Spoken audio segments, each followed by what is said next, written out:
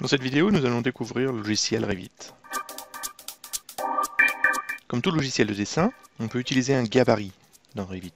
On peut par exemple y enregistrer ses propres bibliothèques d'objets, de murs ou de fenêtres. Dans Revit, on ne dessine pas des lignes ou des polylignes, on dessine directement des objets. On va choisir directement un objet mur et on va le tracer. De la même façon qu'on vient dessiner dans AutoCAD, avec des alignements, avec des arcs, mais c'est un objet qu'on vient dessiner. Si on vient intersecter deux murs, l'intersection est dynamique.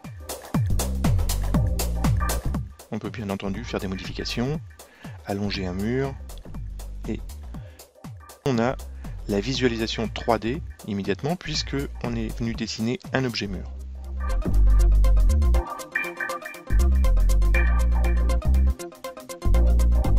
On a différents outils pour changer les longueurs.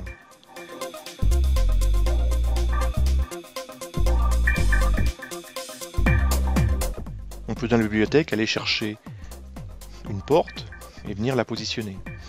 Une porte se positionne sur un mur. On ne peut pas dessiner une porte comme ceci dans le vide.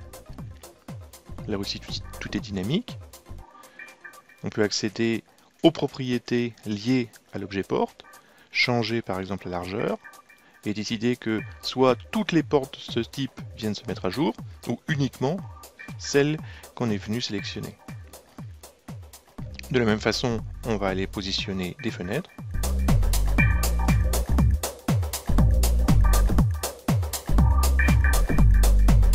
On a le même dynamisme.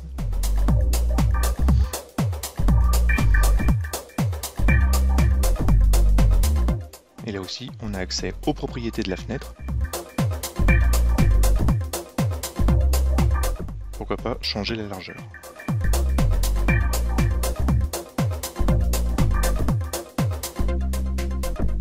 On a la possibilité de créer ce qu'on appelle des murs en relief. Par défaut, la section est carrée, mais on peut très bien se créer sa propre section. Il suffit de dessiner une forme fermée, en coupe, qu'on vient charger dans le dessin.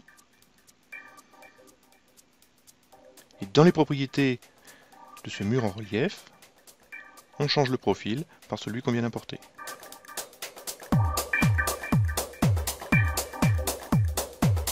Si on imagine que ça représente une moulure, on peut choisir à quelle hauteur on vient positionner cette moulure. Et choisir aussi le matériau.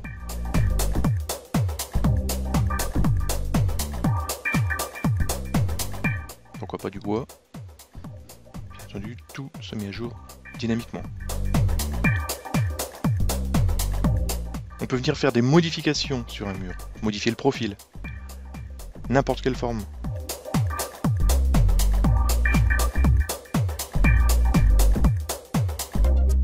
On trace le profil choisi et il suffit de valider. Le profil a été modifié. Un mur n'a pas forcément une largeur identique tout le long. On va créer en vue de dessus la forme d'un mur, comme ceci, qui a une largeur variable. On va donner la hauteur du mur, 3 mètres. Et on est venu créer un mur de largeur variable. À tous les objets, on peut affecter des propriétés. Il suffit d'ouvrir ce gestionnaire. On va créer une nouvelle propriété.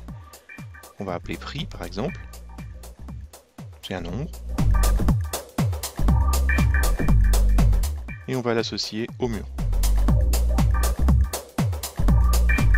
Et automatiquement, tous les murs ont maintenant cette propriété prix qu'on peut venir enseigner. On peut créer ce qu'on appelle des murs rideaux. C'est ce qu'on va utiliser pour faire des parois vitrées. On peut définir un quadrillage, vertical ou horizontal.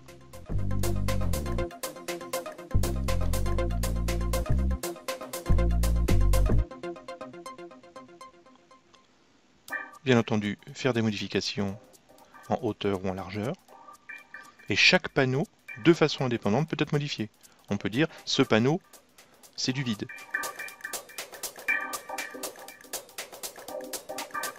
Mais le panneau existe encore. Et on peut dire, ce panneau, c'est des briques.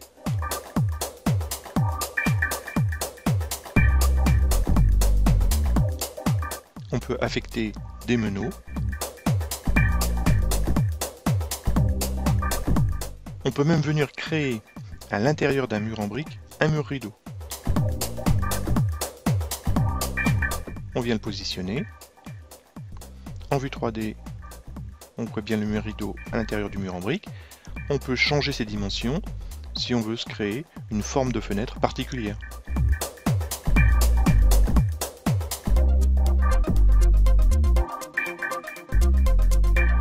On vient mettre le quadrillage, vertical, horizontal. Pourquoi pas les meneaux. Et on est venu créer une forme particulière de fenêtre.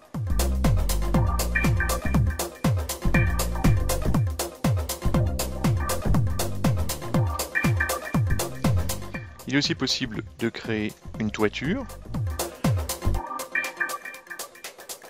On va tout simplement ici venir positionner la toiture pour la visualiser en 3D. On va venir faire une modification. Sur ce côté, on va dire que on ne veut pas d'inclinaison.